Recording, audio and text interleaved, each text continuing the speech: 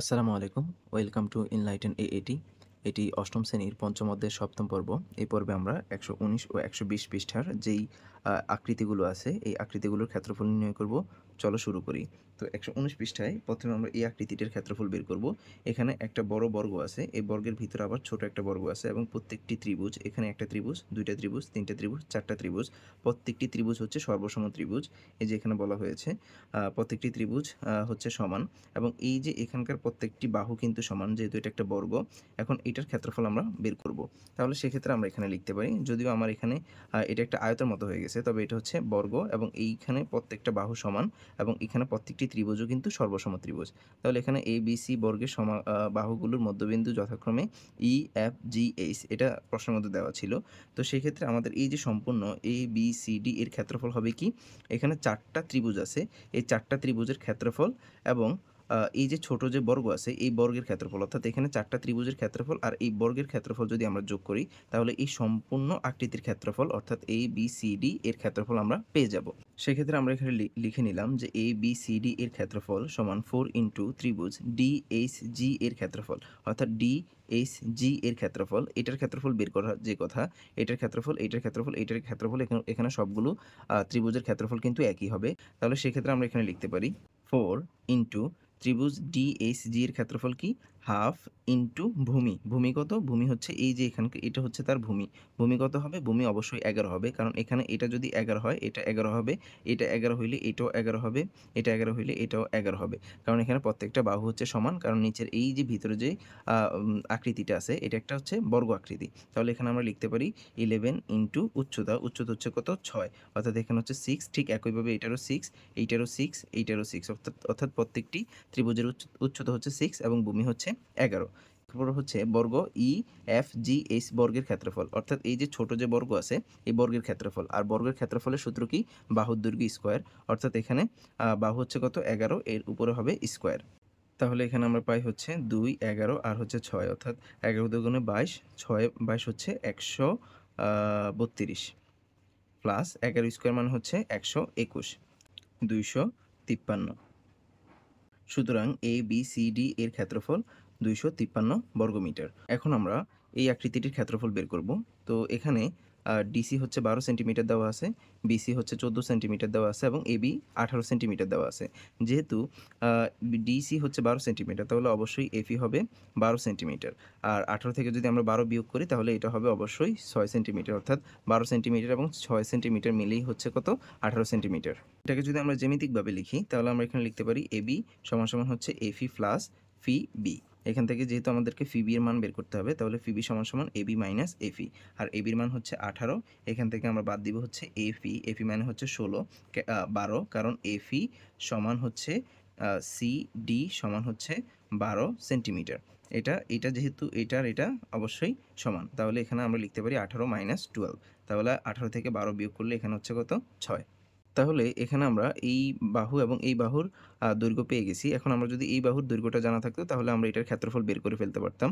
এবং এই বাহুর দৈর্ঘ্য জানা মানে হচ্ছে এই বাহুর দৈর্ঘ্য জানা। আর এই বাহুর দৈর্ঘ্য যদি আমরা জানতে পারি, তাহলে এখানে ভূমি দেওয়া আছে, উচ্চতা দেওয়া আছে, উচ্চতা দেওয়া থাকবে, তাহলে এখানে আমরা এটার ক্ষেত্রফল বের করতে পারবো। তাহলে আমাদের এখন কাজ হচ্ছে ফি সি এর দৈর্ঘ্য বের করা। তো সেই ক্ষেত্রে আমরা প্রথমে এই ত্রিভুজ নিয়ে কাজ করি, অর্থাৎ ত্রিভুজ সি ফি বি নিয়ে যদি আমরা কাজ করি, এটার মধ্যে এটা যেহেতু একটা সমকোণী ত্রিভুজ, তাহলে এখানে পিথাগোরাসের উপপাদ্য অ্যাপ্লাই করলে এখানে আমরা লিখতে পারি হচ্ছে বিসি স্কোয়ার সমান লম্ব হচ্ছে সিপি স্কোয়ার যোগ ভূমি হচ্ছে ফিবি স্কোয়ার। তাহলে এখান থেকে আমরা সিপির মানটা বের করব, অর্থাৎ উচ্চতাটা বের করব। সেক্ষেত্রে আমরা এখানে লিখতে পারি সিপি স্কোয়ার সমান সমান BC square minus FB square. C F square সমান ফি বি স্কোয়ার, ফিবির মান কত? বিসি স্কোয়ার, বিসির মান হচ্ছে 14 square minus FB square, Phoebe হচ্ছে কত? 6 স্কোয়ার। সিপি স্কোয়ার সমান 14 স্কোয়ার মানে হচ্ছে 196 বিয়োগ 36। তাহলে এখানে ক্যালকুলেট করলে সিপি স্কোয়ার সমান 160। আমরা যদি স্কোয়ারটাকে ওই পাশে নিতে চাই, তাহলে এটা কি হয়ে যাবে? রুট হয়ে যাবে, অর্থাৎ সিপি সমান সমান রুট ওভার অফ 160। অর্থাৎ আমরা এখানে এই সিপি এর দৈর্ঘ্য পেয়ে গেছি, এটার মান হচ্ছে কত? Root over of 160। আর এটা যেহেতু পেয়ে গেছি, তাহলে এটার মান কত? Root over of 160। তাহলে এখানে আমরা লিখতে পারি ABCD ট্রাপিজিয়ামের ক্ষেত্রফল। এটা কিন্তু একটা ট্রাপিজিয়াম, এই যে সমান্তরাল বাহু আর এটা হচ্ছে একজোড়া অসমান্তরাল বাহু। তাহলে এখানে আমরা লিখলাম ABCD ট্রাপিজিয়ামের ক্ষেত্রফল সূত্র হচ্ছে হাফ ইনটু সমান্তরাল বাহুদ্বয়ের সমষ্টি। তার মানে এখানে হবে কত 12 যোগ 18 ইনটু উচ্চতা। উচ্চতা হচ্ছে কত √160। 1/2 ইনটু 30 ইনটু √160। তাহলে এখানে পাই হচ্ছে আমরা 15। তাহলে এখানে হচ্ছে 15 √160। বা একে চাইলে আমরা এভাবেও লিখতে পারি 116.19 এভাবেও চাইলে আমরা লিখতে পারি। অথবা আমরা যদি এর ক্ষেত্রফলটা এইখানে যেই আয়তটা পাইছি এই আয়তের ক্ষেত্রফল এবং এখানকার এই ত্রিভুজের ক্ষেত্রফল ২ টা আলাদা, আলাদা যোগ করি তাহলে কিন্তু ABC এর ক্ষেত্রফল আমরা নির্ণয় করতে পারবো। সেক্ষেত্রে আমরা লিখতে পারি সুতরাং ABCD এর ক্ষেত্রফল সমান ABCD এর ক্ষেত্রফল যোগ ত্রিভুজ CVB এর ক্ষেত্রফল। তাহলে এটার ক্ষেত্রফল হবে দৈর্ঘ্য গুণ প্রস্থ। দৈর্ঘ্য যদি হয় 12, প্রস্থ হচ্ছে কত √160 যোগ এটার ক্ষেত্রফল কি হাফ ইনটু ভূমি। ভূমি হচ্ছে কত 6 ইনটু উচ্চতা। উচ্চতা হচ্ছে √160। তাহলে এখানে পাই হচ্ছে আমরা 12 √160 যোগ এখানে কাটাকাটি করলে এখানে থাকে হচ্ছে 3 √160 বা এখানে হচ্ছে 12 এখানে হচ্ছে 3 তাহলে 12 আর 3 যোগ করলে হচ্ছে কত 15 √160 বা এটাকে আমরা ভগ্নাংশ আকারে লিখলে সেক্ষেত্রে আমরা লিখতে পারি হচ্ছে 116.19। তাহলে এখানে চাইলে আমরা দুভাবেই এটার ক্ষেত্রফল বের করতে পারি। ট্রাপিজিয়ামের সূত্র দিয়েও বের করতে পারি অথবা চাইলে আলাদা, আলাদা ক্ষেত্রফল বের করেও আমরা যোগ করে এটার ক্ষেত্রফল বের করতে পারি। এখন আমরা এই আকৃতিটির ক্ষেত্রফল বের করব। তো প্রথমে আমরা বইয়ের মধ্যে এটার ক্ষেত্রফলটা বের করার চেষ্টা করি। দেখো LM বলতে এটুকের পরিমাণ হচ্ছে 8, এরপর হচ্ছে MF হচ্ছে এখান থেকে এটুকের পরিমাণ হচ্ছে 32, এরপর হচ্ছে AM মানে হচ্ছে এটুক। দেখো এটুকের পরিমাণ 16 দেওয়া আছে, যদিও এটা 16 হবে না, এটা হবে 14। কেন 14 হবে এটা দেখাচ্ছি তোমাদেরকে। এরপর হচ্ছে LR বলতে হচ্ছে এটুকের পরিমাণ হচ্ছে 10। এখানে দেওয়া আছে AB হচ্ছে 8, এখানে CD এর পরিমাণ হচ্ছে 16, এরপর হচ্ছে এখানে DE এর পরিমাণ হচ্ছে 6 এবং EF এর পরিমাণ হচ্ছে 8। আচ্ছা, এটা 14 হবে কেন? দেখো এখানে এই অংশটুকু, এটা এখানকার এই বাহুটা আর এই বাহুটা কিন্তু সমান। তাহলে এখানে এটা যদি 6 হয়, এটা যদি 8 হয়, 6 এবং 8 যোগ করলে হয় 14, কিন্তু এখানে দিয়ে রাখছে হচ্ছে 16। 16 দিলে কিন্তু এটার সাথে মিলে না। তো সেক্ষেত্রে এটা 6 এটা 8 হইলে এই বাহুটা অবশ্যই 14 হবে। এরপর দেওয়া আছে হচ্ছে HF অর্থাৎ এইখানকার এই বাহুটা 10 দেওয়া আছে, আর কেজি অর্থাৎ এই সম্পূর্ণটা দেওয়া আছে হচ্ছে 56। তাহলে এখান থেকে আমরা আর কি বের করতে পারি? দেখো এই বাহুটা যেহেতু 6 দেওয়া আছে তার মানে অবশ্যই এই বাহুটা 6 হবে। তাহলে এটার ক্ষেত্রফল কত হবে? আ আ দৈর্ঘ্য গুণ প্রস্থ অর্থাৎ 6 8 48, অর্থাৎ এটার ক্ষেত্রফল হচ্ছে 48। এবার এটার ক্ষেত্রফল যদি বের করি, এটার এইখানকার দৈর্ঘ্য দেওয়া আছে, প্রস্থ দেওয়া আছে। তাহলে 16 আর যদি আমরা 6 গুণ করি সেক্ষেত্রে আমরা পাবো হচ্ছে 96। আবার এটার যদি আমরা ক্ষেত্রফল বের করি, এই আকৃতিটুকুর ক্ষেত্রফল বের করি, তাহলে এখানকার এটার প্রস্থ দেওয়া হচ্ছে 8 আর এখানকার এই যে দৈর্ঘ্য দেওয়া আছে হচ্ছে 32। তাহলে 32 আর 8 যদি আমরা গুণ করি, 32 গুণ 8 সেক্ষেত্রে আমরা পাবো হচ্ছে 256। 256, তাহলে এটুকের ক্ষেত্রফল 256, এটুকের ক্ষেত্রফল 48, এটুকের ক্ষেত্রফল হচ্ছে 96। এখন আমরা এই অংশটার ক্ষেত্রফল বের করব, এই আকৃতিটার। এখন এটা হচ্ছে এটার এই দেখো এখানকার মনে করো প্রস্থ দেওয়া আছে 10, তাহলে আমরা 10 পেলাম। আর এটুকের দৈর্ঘ্য কিন্তু দেওয়া নাই। এটুকের দৈর্ঘ্য কিন্তু এখান থেকে বের করতে হবে। অর্থাৎ এখান থেকে এটুক যদি হয় 32 আর এটুক যদি হয় 8, তাহলে RH হবে অবশ্যই 40, কারণ 32 আর 8 যোগ করলে 40 হয়। এখান থেকে এটুক যদি 40 হয় তাহলে এটাও হবে কত 40। তাহলে আমরা এখানকার দৈর্ঘ্য 40 আর প্রস্থ যদি 10 গুণ করি তাহলে এখানে পাই হচ্ছে আমরা 400। তাহলে এটুকের ক্ষেত্রফল পেলাম হচ্ছে 400। এখন এটা যদি হয় 40 আর এই পুরোটা যদি হয় 56, তাহলে 56 থেকে যদি আমরা 40 বিয়োগ করি সেক্ষেত্রে আমরা পাবো হচ্ছে 16। তাহলে এটাকে ধরি আমরা 8, এটাকে ধরি হচ্ছে 8, তাহলে এই দুইটা হচ্ছে কত 16 হয়ে গেল। তাহলে এখানকার যদি আমরা ক্ষেত্রফল বের করি, হাফ ইনটু ভূমি ইনটু উচ্চতা। ভূমি হচ্ছে কত? ভূমি হচ্ছে 8, উচ্চতা হচ্ছে 10। তাহলে এখানে পাই হচ্ছে আমরা 40। একইভাবে এটার ক্ষেত্রফলও হচ্ছে আমরা 40 পাই, কারণ এখানে ভূমি 8, উচ্চতা হচ্ছে 10, এটার মতোই। তাহলে এটার ক্ষেত্রফল হচ্ছে 40। তাহলে বাকি পড়লো হচ্ছে এইটা। এটার এই যে ভূমি আছে এবং উচ্চতা হচ্ছে 14, তাহলে এখানেও যদি হাফ ইনটু ভূমি হচ্ছে কত? ভূমি হচ্ছে 8, উচ্চতা হচ্ছে 14, তাহলে এখানে পাই হচ্ছে আমরা 56। তাহলে এখন আমাদের সবগুলোর ক্ষেত্রফল বের করা হয়ে গেছে। এখন আমরা যদি সবগুলো ক্ষেত্রফল যোগ করি তাহলে সম্পূর্ণ আকৃতির ক্ষেত্রফল পেয়ে যাব। তাহলে এখানে যদি আমরা লিখি এটার 40 যোগ এখানে হচ্ছে 400 যোগ এখানে হচ্ছে 40 যোগ এখানে হচ্ছে 56 যোগ এখানে হচ্ছে 256 যোগ এখানে হচ্ছে 48 যোগ এখানে হচ্ছে 96। তাহলে সবগুলো যোগ করলে আমরা পাবো হচ্ছে 936। অর্থাৎ এই সম্পূর্ণ আকৃতিটার ক্ষেত্রফল হচ্ছে 936 বর্গমিটার।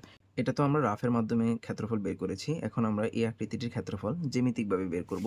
সেক্ষেত্রে আমি এখানে আগে থেকে কিছু লেখা লিখে রেখেছি যাতে টিউটোরিয়ালটি লম্বা না হয়। তো এখানে দেখো যে মানগুলো দেওয়া আছে তা লিখে ফেলেছি। এখন আমরা এটুকুর ক্ষেত্রফল যদি বের করতে চাই তাহলে এখানে লিখে নিলাম যে এ বি ফি এন এর ক্ষেত্রফল। এই যে এখানে এটা কি? এটা হচ্ছে দৈর্ঘ্য গুণ প্রস্থ। অর্থাৎ এটা যেহেতু একটা আয়তের ক্ষেত্রফল হবে কি? দৈর্ঘ্য গুণ প্রস্থ। তাহলে এখানে এবির মান হচ্ছে 8, অবশ্যই বিফি এর মান কত হবে? 6 হবে। কেন বিফি এর মান 6 হবে? কারণ এখানে এই বাহুটা আর এই বাহুটা সমান, সেটা আমরা এখানে সাইড নোট দিয়ে দিলাম। তাহলে এখানে কত হবে? 6 48। এরপর সিডিইকিউ এর ক্ষেত্রফল। তাহলে এখানে দৈর্ঘ্য গুণ প্রস্থ অর্থাৎ সিডি ইন্টু ডিই। তাহলে এখানে হচ্ছে 16 গুণ 6, 6 16 হচ্ছে 96। এরপর ত্রিভুজ এলএমএ বা এলএএম এর ক্ষেত্রফল হাফ ইন্টু ভূমি হচ্ছে এলএম ইন্টু উচ্চতা হচ্ছে এএম। তাহলে এখানে হচ্ছে হাফ ইন্টু ভূমি এলএম হচ্ছে কত? 8 ইন্টু উচ্চতা হচ্ছে 14। তাহলে এখানে ক্যালকুলেট করলে আমরা পাবো হচ্ছে 56। এরপর এনএমএফই এর ক্ষেত্রফল যদি বের করতে চাই তাহলে দৈর্ঘ্য গুণ প্রস্থ, যেহেতু এটা একটা আয়ত তাহলে দৈর্ঘ্য হচ্ছে কত?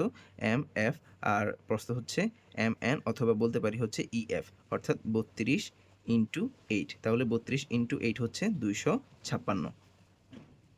এরপর বের করব হচ্ছে এই আকৃতির ক্ষেত্রফল, অর্থাৎ এই আয়ত আকৃতির ক্ষেত্রফল বের করব।